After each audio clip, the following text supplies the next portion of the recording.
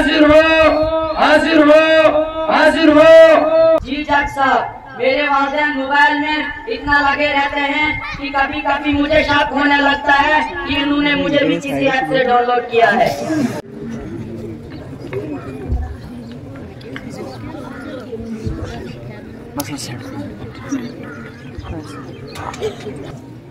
Order, order, order. अदालत की कार्रवाई शुरू की जाए। अदालत में मौजूद तमाम अफराद को आगाह किया जाता है कि मुकदमा की कार्रवाई के दरमियान अपने अपने मोबाइल साइलेंट मोड पर डाल दे। अगर किसी के मोबाइल की रिंग बजती है तो दफा 202 तौहीन अदालत के तहत उसे आज की अदालत में पेश किया जा सकता है। हुजूर वाला, आज का मुकदमा बहुत खास है और आज इस मुकदमा को समाअत करने के लिए पूरा गुंदरा उमड़ आया है, जिसमें बच्चों से लेकर खवातीन भी शिद्दत के साथ मुकदमे के फैसले की मुंतज़िर है। मुलजिम नंबर 1 को हाजिर किया जाए। मुलजिम नंबर 1 हाजिर हो, हाजिर हो, हाजिर हो। इन पर कौन कौन से इल्जामात हैं? जज साहब, इस मुलजिम पर बहुत ही संगीन आरोप है। मुलजिम रातों दिन मोबाइल में लगा रहता है, कभी तो दिखाने के लिए कि मेरे पास मोबाइल है और कभी जिताने के लिए कि बार बार गेम खेलता रहता है।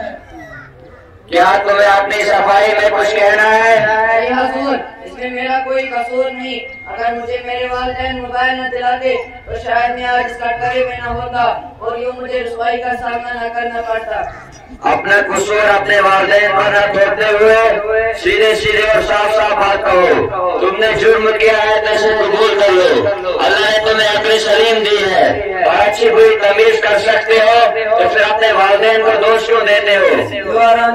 क्या मैं अपने वकील की तरफ से कुछ कह सकता हूँ? जी हाँ। मैं अदालत का एहतराम करता हूँ और कानून की फौजदारी मेरा ईमान है, लेकिन क्या हम सिर्फ मुलजिम को दोषी मानकर बरी हो सकते हैं, जबकि तरबियत की जिम्मेदारी वालिदैन पर है और वालिदैन खुद इस मर्ज में मुब्तला है। उनके मोबाइल की मसरूफियत ने बच्चों को किस मोड़ पर ला खड़ा किया है, ये हम सब जानते हैं। योर ऑनर, आपका फैसला हमें मंजूर होगा, अलबत्ता आप इस पर जरूर गौर करें। काबिल वकील की बात काबिल गौर है। उस वक्त के लिए इस मुकदमे की कार्रवाई मुलतवी की जाती है। मुलजिम नंबर 2 को हाजिर किया जाए। मुलजिम नंबर 2 हाजिर हो, हाजिर हो, हाजिर हो। इस मुलजिम पर भी संगीन इल्जाम लगा है। ये मुलजिम अपनी पढ़ाई और कामों में कम, मोबाइल में ज्यादा गुम होते रहता है। हर वक्त इनके कानों में एयरफोन लगा रहता है, या तो गाने सुनते हैं या कव्वाली, और अगर किसी से बात भी करनी हो तो एयरफोन और ब्लूटूथ के जरिए से बात करते नजर आते हैं। दूर से देखा जाए तो कानून की शबिया नजर आती है जो अपने यहाँ बड़बड़ाता रहता है। जज साहब, मुझे बेवजह इल्जाम में फंसाया जा रहा है। ऐसे तो मेरे दोस्त भी करते हैं। और वकील साहब, ये मोबाइल का जमाना है, मोबाइल का।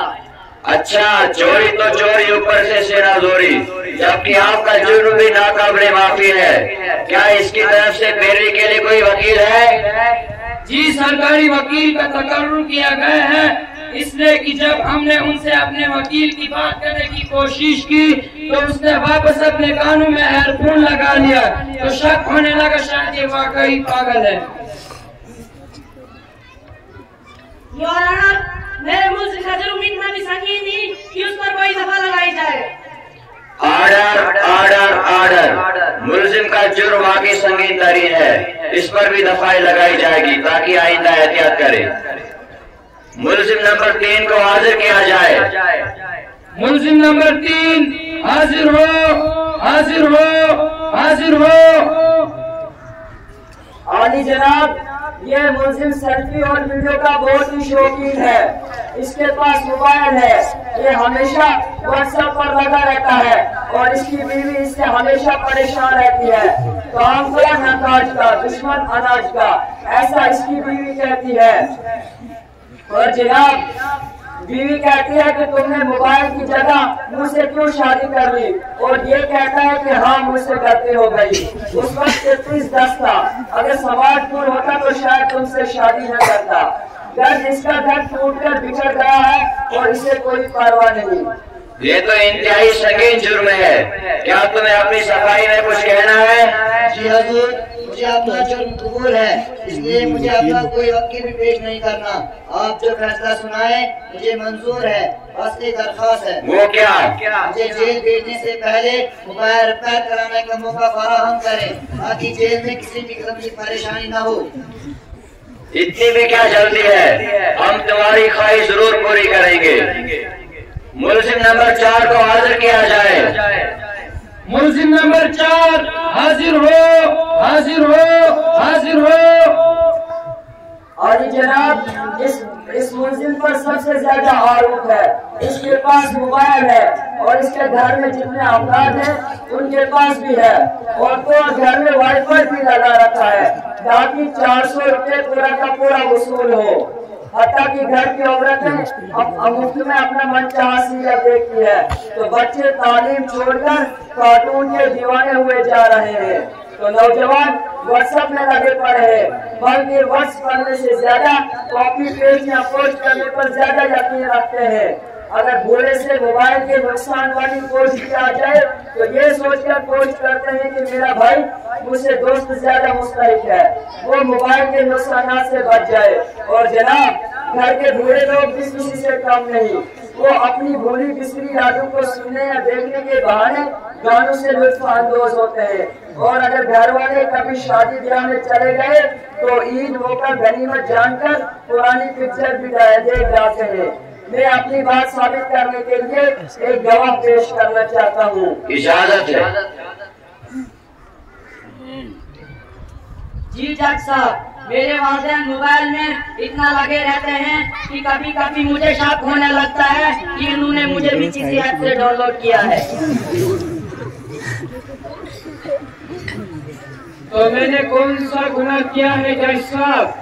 400 रुपया दे वसूल भी करना पड़ेगा, और आखिर वाईफाई है वाईफाई। अनकरीब इसका भी फैसला सुनाया जाएगा।